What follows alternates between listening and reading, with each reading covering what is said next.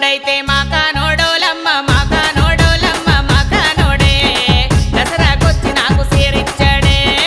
మా యొక్క మొగుడైతే మాకానోడోలమ్మ మాకానోడోలమ్మ మాకానోడే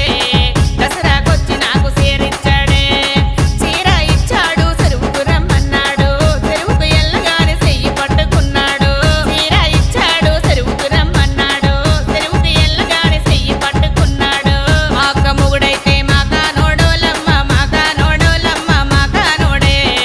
చీర కొంగు పట్టి లాగేశాడే